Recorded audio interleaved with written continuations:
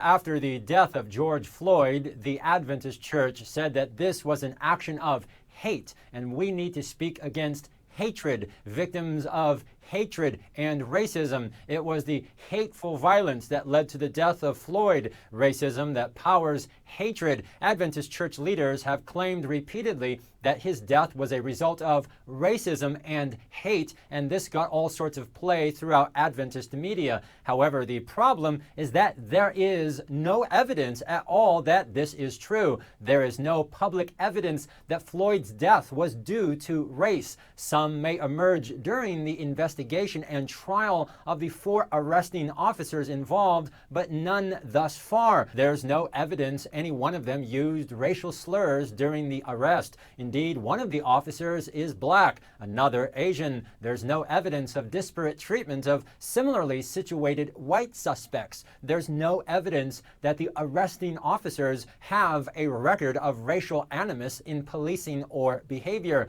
There's no evidence of prior discipline on the basis of racial discrimination. There's no evidence of racist posts on social media. The recently leaked expanded video of Floyd's arrest reveals no race-related remarks. If you are going to make the claim that an action was the result of hate or racism, then you have to actually provide some evidence before you make that accusation. The leaders of the Adventist Church are committing a serious wrong and evil by making these outrageous claims of hatred and racism, yet, notice this, they have provided no evidence whatsoever to substantiate this. Now, unfortunately, there are many very fragile people in our church that do not like it whenever someone challenges their false narrative and points out a lack of evidence. And if you think that I am doing that, then you would be wrong. You see, what I just said are not even my own words. I just quoted verbatim from Peter Kirsanow article, Evidence of Racism, and surprise, Kirsanow is black, a distinguished member of the United States Commission on what? On Civil Rights, who has testified before Congress on a variety of matters, including the confirmation of 5 Supreme Court justices.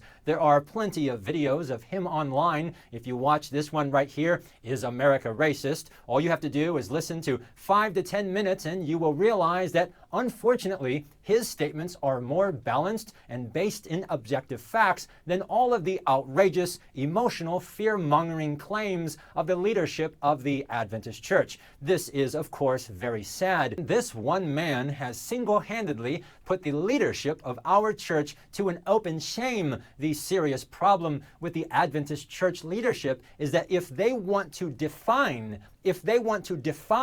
hate and racism as the mere act of violence by a white against a black, then church leaders have a serious problem because blacks commit 9 times. They commit 9 times more violence against whites than whites do against blacks. Blacks committed 85.5% of all black to white interracial violence. This excludes interracial homicides, which is also what? Also disproportionately black on white. If Adventist church leaders want to claim hatred and racism because of interracial violence, then by their own definitions, blacks are the most violently racist people in the USA. This is why you will never see church leaders cite any type of facts or statistics, because facts don't matter to them. It is also evidence that they may perceive blacks as unworthy of hearing the facts or incapable of understanding. This is, of course, despicable, but what else can you expect of church leaders who claim